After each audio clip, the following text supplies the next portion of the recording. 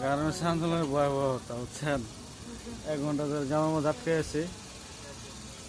জামটা দেখানো যেত, জাম বাইরে দেওয়া দেখাইতো আমরা বেশি মাইনা ছিল বই বাবা রাইত তো আইব না, সেনাবাহিনী এসে পুলিশ এসে না।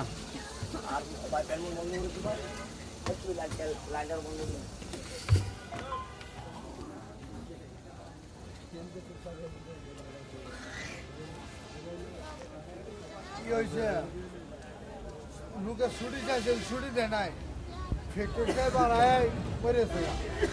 এটা নিয়ে বিশাল আন্দোলন চলতে। হ্যাঁ হ্যাঁ, এটাই আন্দোলন চলতেছে। ছুটি দেয় নাই ফ্যাক্টরি থেকে। এই যে একটা ঝামেলা বাকি করছে, প্রায় 2-3 কিলোমিটার জ্যাম বেরিয়ে গেছে, আমরা দাঁড়ায় রয়েছি বুঝছেন। 3 কিলোমিটার আরো বেশি। হ্যাঁ, লোক মারা গেছে, লোকটা মারা গেছে। আমরা আছি যে এখন এই পাশে, এখানে সাইডে কোকাকোলা ফ্যাক্টরি। Coca Cola factory.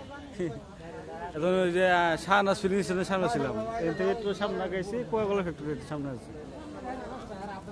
সে এক অবস্থা।